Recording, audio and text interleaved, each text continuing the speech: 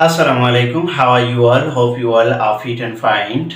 Thank you very much. This is Mansur Rahman in front of you.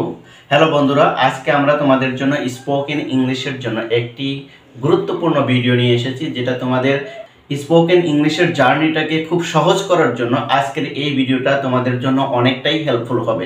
So let's get start. দেখো এখানে আমি কি লিখেছি যে টু ডু ভার্ব দিয়ে বাক্য গঠন করা যায়। অর্থাৎ তুমি যদি স্পোকেন ইংলিশ যদি শিখতে চাও, অবশ্যই তোমাকে বাক্য গঠনের স্ট্রাকচারগুলো তোমাকে জানতে হবে।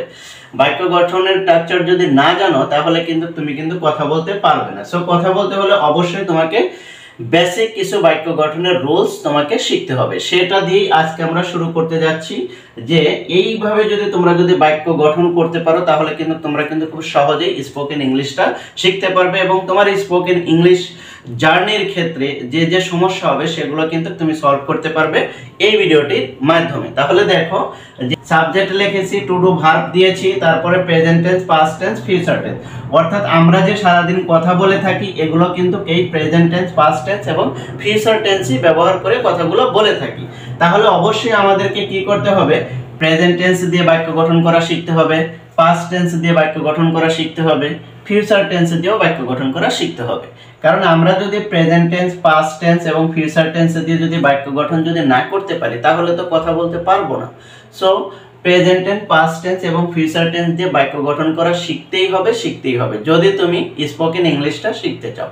দেখো এবার এই যে এখানে সাবজেক্ট দিছি, কতগুলো সাবজেক্ট হয় সেগুলো দিয়ে দিছি। এটা তোমাদেরকে মনে রাখতে হবে। যেমন আই আছে, উই আছে, ইউ আছে, দে আছে, হি আছে, শি আছে, ইট আছে, রানা আছে, রাইট? এগুলো আমরা সাবজেক্ট হিসেবে ব্যবহার করব।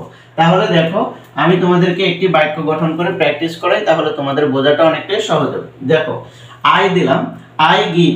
এই যে গিভটাকে আমরা কি ধরেছি? মেইন ভার্ব হিসেবে আমরা ধরবো, রাইট? এই গিভটা হলো টু ডু ভার্ব বা অ্যাকশন ভার্ব।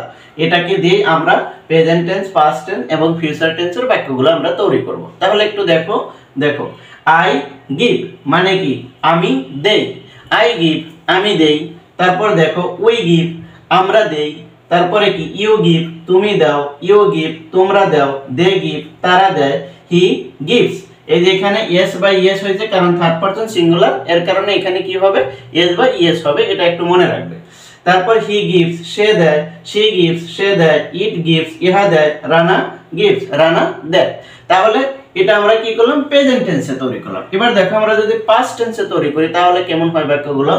দেখো, আই গেভ আমি দিয়েছিলাম, আই গেভ আমি দিয়েছিলাম, উই গেভ আমরা দিয়েছিলাম, ইউ গেভ তুমি দিয়েছিলে, ইউ গেভ তোমরা দিয়েছিলে, দে গেভ তারা দিয়েছিল, হি গেভ সে দিয়েছিল, শি গেভ সে দিয়েছিল, ইট গেভ ইহা দিয়েছিল, রানা গেভ রানা দিয়েছিল, অথবা মাই ফ্রেন্ড গেভ আমার বন্ধু দিয়েছিল। ঠিক আছে? এভাবে। তারপরে দেখো, আমরা এটা ফিউচার টেন্সে গঠন করি, তাহলে কি হয়? দেখো, আই উইল গিভ আমি দেব, উই উইল গিভ আমরা দেব, ইউ উইল গিভ তুমি দিবে, ইউ উইল গিভ তোমরা দিবে, দে উইল গিভ তারা দিবে, হি উইল গিভ সে দিবে, শি উইল গিভ সে দিবে, ইট উইল গিভ ইহা দিবে, রানা উইল গিভ রানা দিবে, অথবা মাই ফ্রেন্ড উইল গিভ আমার ফ্রেন্ড দিবে। দেখো, এভাবে খুব সুন্দরভাবে তোমরা স্পোকেন ইংলিশের অসংখ্য বাক্য তোমরা তৈরি করতে পারো। এভাবে তোমরা বাক্য তৈরি করো, তাহলে তোমাদের শেখাটা অনেকটাই সহজ হবে। সো আজকে আমি তোমাদেরকে যেটা দেখালাম, এই চার্টের অনুরূপ করে তোমাদের জন্য আমি কিছু হোমওয়ার্ক দিয়েছি। দেখো, এই হোমওয়ার্কটা তোমরা অবশ্যই করবে। কিভাবে? দেখো, সে আছে, তারপরে লার্ন আছে, গো আছে। সে মানে কি? বলা, আর লার্ন মানে কি? শেখা, আর গো মানে যাওয়া। এই তিনটা ভার্ব দিয়ে তোমরা কি করবে? বেশি বেশি করে প্র্যাকটিস করবে। ওকে, এটা তো প্র্যাকটিস করবে, গিভ দিয়ে তো প্র্যাকটিস করবে, তার সাথে এই তিনটা হোমওয়ার্ক আমি তোমাদের জন্য দিলাম। এটা তোমরা কি করবে? বাসায় বসে বেশি বেশি করে প্র্যাকটিস করবে। এগুলো প্র্যাকটিস করে অবশ্যই কমেন্ট সেকশনে জানাবে কার কি সমস্যা হচ্ছে এবং এই ভিডিওর ব্যাপারে কার কি কোন জায়গা বুঝতেছো না বা কোনটা তোমাদের কাছে কঠিন লাগছে।